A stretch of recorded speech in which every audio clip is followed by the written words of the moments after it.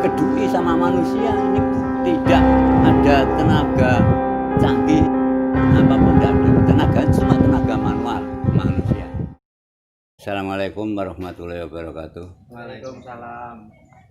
Kepada yang terhormat bapak-bapak semuanya yang mana sore hari ini ada di kolam tandu PLTA Timo, yang seperlunya yaitu ingin tahu bapak-bapak sekalian, ingin tahu kronologinya, berdirinya ya PLTA Timo ini sampai mulai awalnya sampai akhirnya.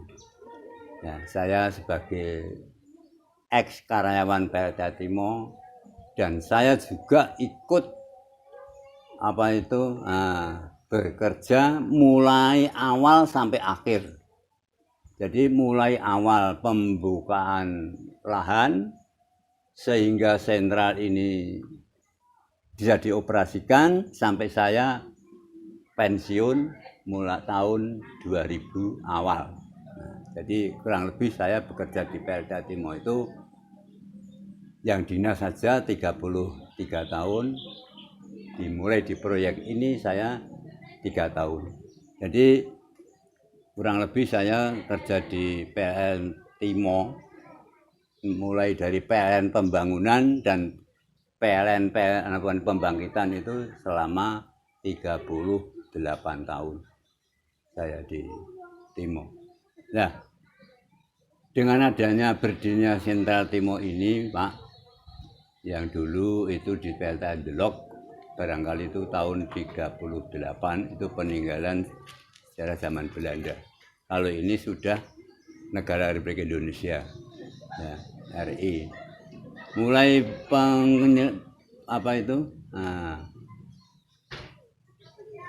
penyelidikan pertama di Timo ini sebenarnya tahun 55, yaitu waktu itu masih presiden kita yaitu Bung Karno, karena setiap pagi hari Bung Karno itu menggembar-gemborkan masalah proyek PLTA Timo ini yang mana akan dibangun ya.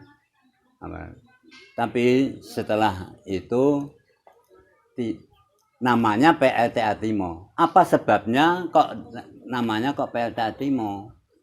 Padahal sentral sekarang ini di bumi Kunci Beting Jatirunggo.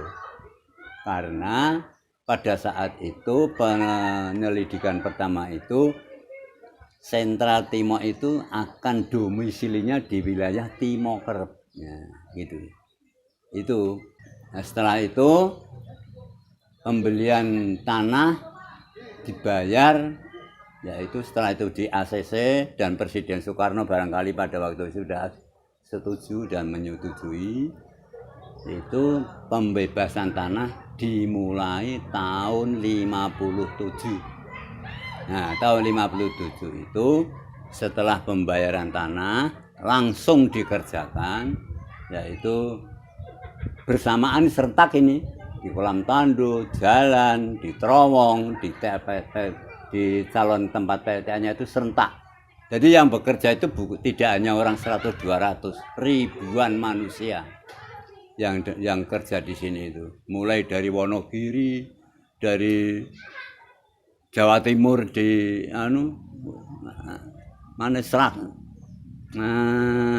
Jawa Timur sampai Jawa Tengah, mulai Bluro sampai Cepu sampai di wilayah kita nanti Wonogiri dan sekitarnya itu semuanya kerja sini, itu laki-laki dan perempuan semuanya dikerja di sini. Nah, seandainya Pak, seandainya proyek Timo itu sudah seperti zaman sekarang, sudah zaman canggih seperti ini, barangkali tidak sampai 5 tahunan. Karena apa? Membuat kolam ini saja digali oleh orang-orang Jepara, hanya digali dengan cangkul, dipadai kerayang, dibuang itu ke situ. Jadi dikedui sama manusia. Ini tidak ada tenaga canggih apapun, tidak ada tenaga, cuma tenaga manual manusia. Jadi batu itu ini dulu kan sawah itu Bengkok Lurah Desa Trompaan ini, kalau tidak salah.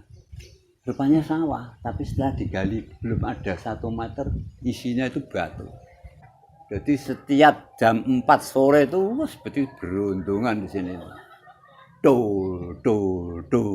Dinamit. Betul itu, tidak ada umpamanya sekarang ada tenaga canggih ambil batu tiba druak gebok batu, tak kira tidak sampai 5 tahun PLTA Timo itu kelar. Nah, jadi di tahun 55 pembebasan tanah tadi ya, 57 ini dimulai seperti itu, apa yang saya sampaikan itu. Selama itu yang memperkasai proyek ini, yaitu proyek pembangunan PLTA Timo itu namanya Bapak Kis Widayat. Itu kepalanya Kis Widayat. Selama 5 tahun itu yang megang proyek pembangunan ini adalah Bapak Kis Widayat, namanya dari Solo. Gitu. Pada waktu saat masih saya bekerja, Pak, itu mesin sering gangguan, mungkin ada line putus, sehingga akhirnya mesinnya drop, akhirnya mesinnya mati. Dan mungkin setelah ada line loop lepas, mungkin sepaneng hilang atau tegangan hilang, jadi semuanya gelap. Di Sentral Timo itu walaupun itu sudah begitu, suara manusia, suara di dalam sentral itu ora karuan. Ada suara wek, be, seperti banyak. Itu banyak, yakin tuh. Saya di dalam pada waktu itu gelap. Seperti rantai dilarak tuh, reng, itu memang ada. Tapi saya tidak masalah, itu ya situ saya cuma begini. Ya, yang penting aja ganggu aku nyambut jali. Lutenen itu kalau buatan malah dhewe nang begitu. Kayak zaman semanten wedi. Tapi nek gandeng kula nyambut jali gawene nduk kono, omahe nduk kono kok wedi-wedino. Yang penting kowe aja nggodho aku ya ora ganggu kowe. Aku nggak nyambut ya aku muga bareng selamat minta doa sama. Akhirnya tidak ada gangguan.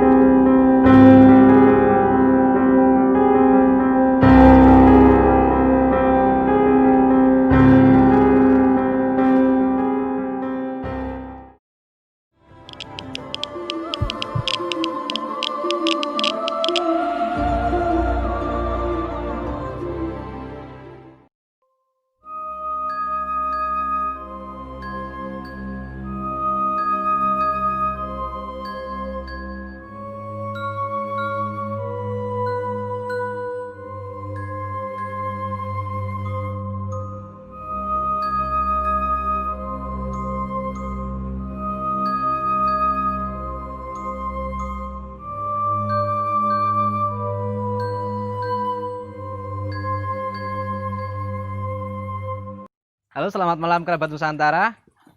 Salam budaya. Kembali lagi bersama saya Firman dan Purwoaji. Oke, kami berdua sedang berada di lokasi yang ini agak jauh dari Salatiga ya Pak Pur. Iya.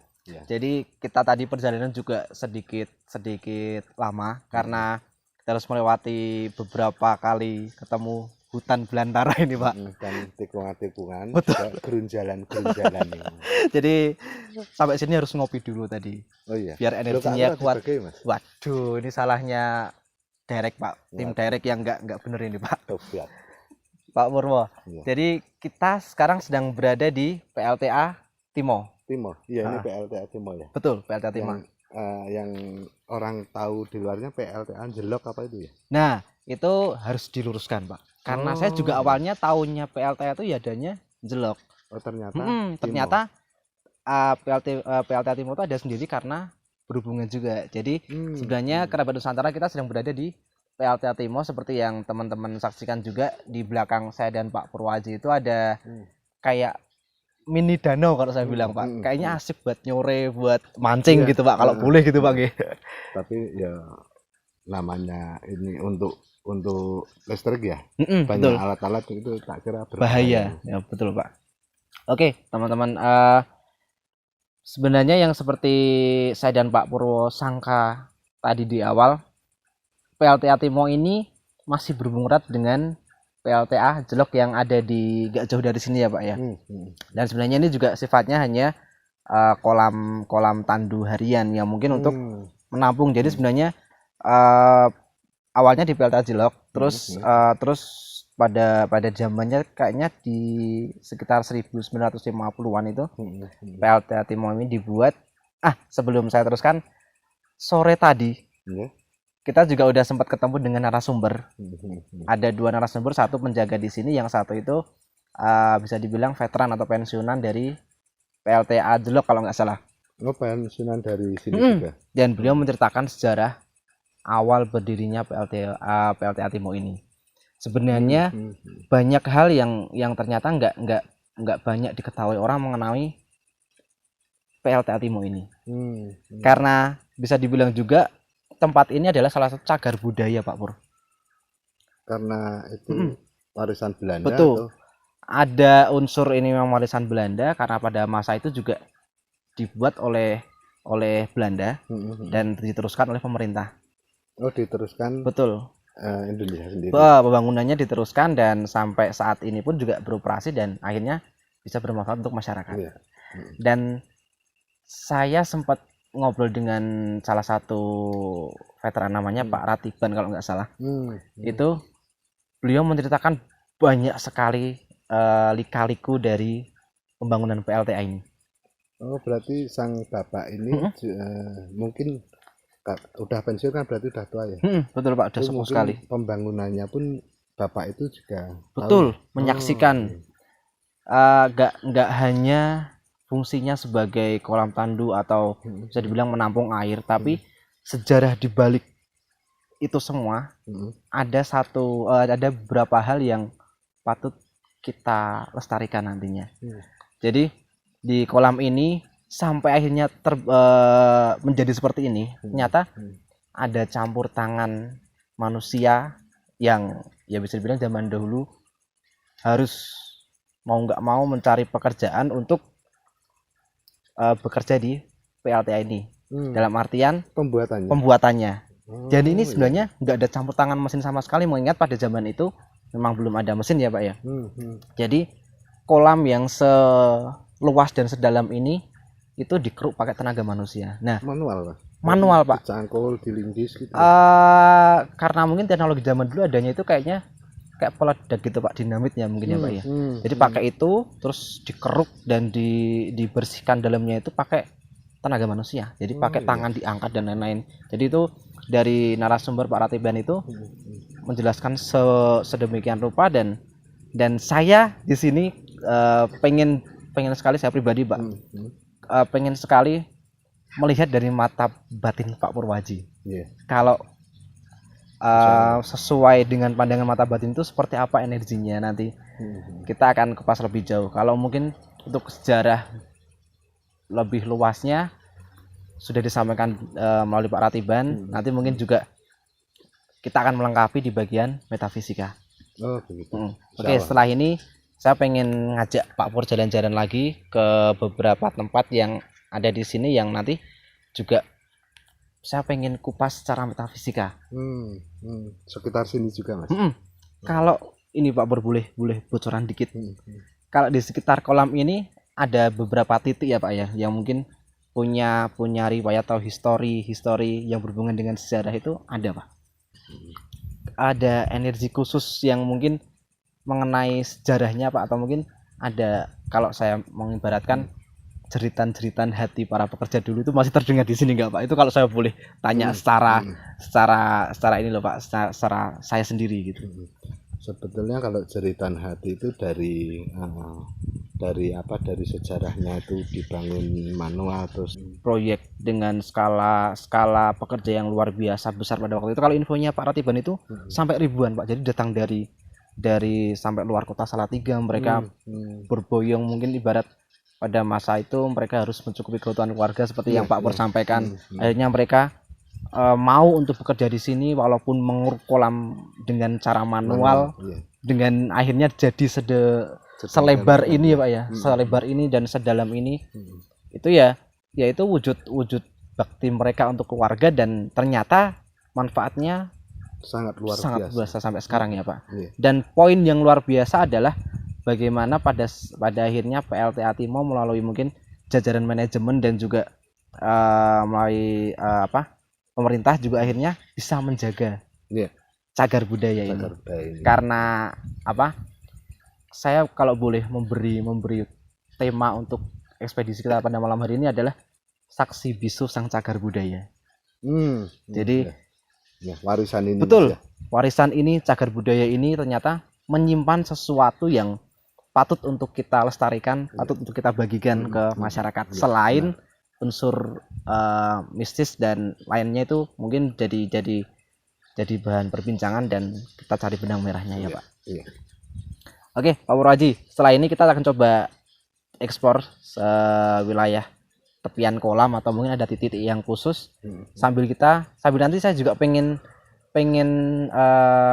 banyak tanya ini Pak. Selain unsur sejarah, karena kita kan pengen tarik benang merah nih, satu benang merah antara sejarah yang udah ada dan juga secara pandangan Pak Pur secara metafisika. Iya. Nanti kita akan coba cari titik yang mungkin menurut Pak Pur bisa dikupas dan kita akan coba bahas lebih jauh. Oke, kayaknya kita perlu ke titik-titik yang lain ini Pak. Oh iya. Oke, Kerabat Nusantara, tetap ikuti kami, kita lanjut ekspor. Salam budaya.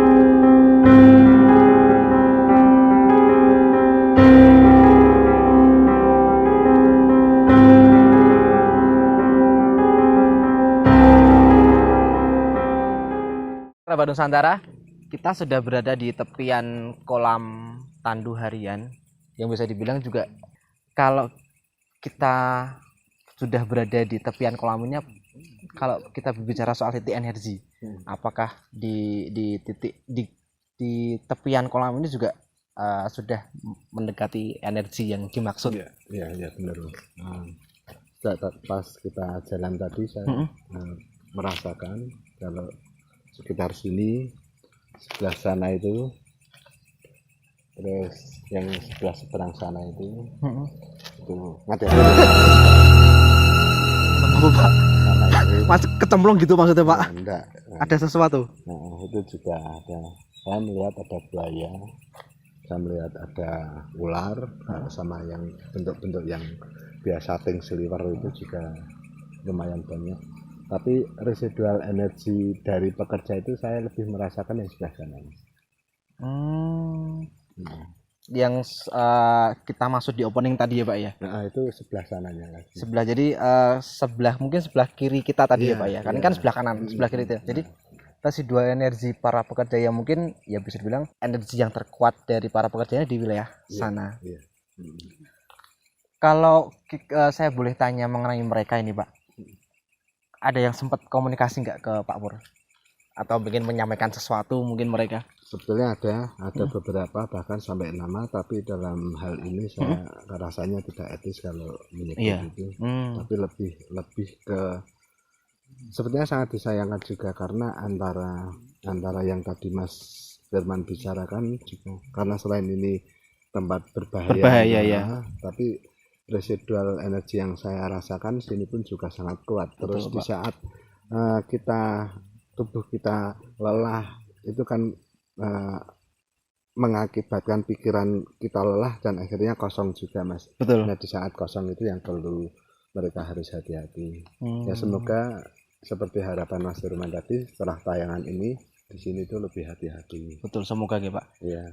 Dan poin pentingnya juga ternyata dulu sempat ada cerita mengenai itu mungkin kan beberapa cerita itu kadang ternyata nggak murni pure persoalan metafisika ya Pak ya. Iya. Karena sekali lagi pasti ada faktor mungkin mereka waktu jalan nggak hati-hati. Iya, mungkin lelah. dalam keadaan lelah. Betul. Itu sangat berpeluang untuk terjadi hal-hal yang tidak diinginkan. Betul. Mengingat kita hidup pun berdampingan dengan mereka-mereka yang nggak terlihat ya Pak ya. Apalagi di tempat yang seperti ini yang bisa dibilang tempat yang yang mengandung unsur metafisika yang sangat kuat. Sangat kuat. Betul. Ini kalau boleh tahu airnya ini dari air mana Mas? Masuknya. Kalau ini kita masih ini Pak Dari sungai dari mana? apa? Daerah sungainya tetap Sungai Tuntang, tapi tetap Tuntang. awalnya itu berarti di Muara ya Pak ya. Muara bener ya Pak ya. Itu di daerah Rawo atau Rawa Pening kalau orang lebih paham. Apalagi pusatnya daerah situ. Rawa Pening. Lewat Tuntang terus masuk sini. Hal-hal macam itu yang dari sana pun juga ikut masuk sini juga. Oh, unsur metafisikanya ya Pak ya. Karena juga mungkin daerah Rawa Pening juga mungkin lebih kuat di sana. Kuat. Tapi karena ada jalur khusus yang menyambung ke sini, jadi mungkin makhluk-makhluk astral yang ada di sana mungkin juga banyak juga yang ikut ke sini. Oke. Pak Pur, tadi sewaktu narik saya itu ada apa di sini Pak? Kalau saya boleh tahu. Saya penasaran Pak. Kalau di tempat-tempat seperti ini pengen tahu karena kan saya nggak bisa melihat. Jadi minta tolong diterjemahkan tadi yang karena sampai sekarang pun nggak berhenti merinding saya ini Pak. Masih yang di sini atau mungkin yang paling dekat dengan kita itu ada sosok apa gitu Pak? Sebenarnya itu tadi dari sana Mas, dari yang sebelah pinggir sana sana. Yang saya terikan yang sebelah sana itu dia ke sini cuma sebetulnya menyapa, tapi kan saya juga ikut kaget makanya Pak. Oh itu kalau boleh diterjemahkan sosoknya berbentuk apa? Buaya Mas. Oh buaya. Buaya seperti Masnya buaya biasa tapi dia nggak kelihatan atau ada? Ya, buaya di dunia itu. Oh. Nah, buaya beneran kan di situ kurbak. Saya langsung ada daging gitu Pak. Kalau selain buaya, kalau yang boleh diungkap karena saya juga paham di tempat-tempat seperti ini juga mungkin ada yang boleh diungkap dan mungkin ada yang tidak boleh ya Pak ya. Kalau mungkin yang sebatas boleh diungkap dan boleh diceritakan ke kami, kalau sosok yang ada di sini tuh selain mungkin yang paham mengenai apakah itu sosok negatif atau positif atau suci gitu lebih ke Pak Pur. Jadi bisa diinformasikan ke kita Pak. Tadi saya udah yang cerita ke Mas Do tadi kenapa Mas Do tertarik itu buaya, terus saya tadi juga melihat ada ular yang lumayan besar Mas. Nah, sama bayangan hitam saya nggak jelas karena tidak melihat ke sini. Tapi sering berputar-putar itu. Oh di wilayah sini. Nah, sekitar nggak sampai ke darat itu enggak, tapi di sekitar air itu. Tapi dia nggak di airnya, tapi di atasnya itu berputar. Oh. Tapi kenapa ini Pak ya? Cuma berwujud bayangan. Bayangan. Kenapa juga mungkin hampir sama dengan dunia kita Pak ya? Maksudnya kalau kalau misalkan di dunia nyata itu kan yang ada di air ya itu buaya, ikan dan macam-macam. Ternyata di dunia gaib pun juga sama ya Pak. Nggak mungkin semisal katakanlah harimau di air gitu. Kadang juga nggak logis juga ternyata. Di dunia seperti itu juga di air pun ya ada buaya, ada ular. Ternyata juga sama ya Pak. Iya, karena itu sebenarnya kan pendokter itu kan sebenarnya penerjemahan dari doktrin kita. Suatu saat nanti kita akan membahas tentang lebih jauh ya Pak ya. Tentang hal-hal semacam itu kita nalarkan, kita betul. Saya juga penasaran karena seringnya kita mungkin kerabat Nusantara juga taunya adanya adalah itu berarti kan maksudnya ke fauna ya Pak ya. Maksudnya fauna gaib ya. Teman-teman kerabat Nusantara juga pasti juga akan bertanya apakah juga ada flora gaib. Nah itu mungkin nanti di sesi lain ya Pak ya. Jangan-jangan ada tumbuhan gaib gitu pasti mungkin ada ya. Ada Mas. Ada Pak. Ada. Oh ada berarti ini jadi bahasan diungkap misteri selanjutnya. Akan ada tumbuhan gaib. Wah ini pasti para pemburu gelombang cinta gaib sudah bertebaran ini Pak. Oke Pak Pur, kayaknya ini ekspor kita sudah cukup karena kita juga nggak mungkin mengitari seluruh kolam karena juga keterbatasan waktu juga. Setelah ini nanti akan ada sesi jajah mistis. Kita akan ada satu tempat yang bisa dibilang kalau saya menarik dan khusus ini Pak ya Pak ya di situ. Kalau soal energi di sana juga lumayan ya Pak ya. Lumayan juga. Itu yang dari teman-teman tadi yang sempat disurvei survei di sana. Oh iya, itu lumayan. Dan ada satu poin khusus di sana yang nanti akan diantarkan oleh Zulfa. Jadi nanti ada biar mungkin kerabat Nusantara nggak bosan juga kok Mas Firman terus gitu loh Pak. Nah, Jadi berarti dia bosan saya terus kok Mas. nah ini kalau Pak Pur kan khusus Pak, masa yang bilang bosan. Jadi nanti akan ada Zulfa yang mengantarkan di sesi jelajah mistis. Di sana nanti akan ada apa? Di sana nanti akan ada kejadian apa? Oh, Pak Pur akan melukis lagi? Ya, insya Allah nanti saya melukis yang ada di sana Mas. Nah, kalau untuk sedikit bocoran, di sana ada satu sosok berupa patung yang mungkin sudah umum di masyarakat sekitar sini. Nanti seperti apa patungnya atau sosoknya ataukah energinya seperti apa, nanti akan dikupas bersama Pak Pur dan Zulfa. Oke, kita langsung ke sana Pak Pur. Ya, siap. Oke, jangan beranjak.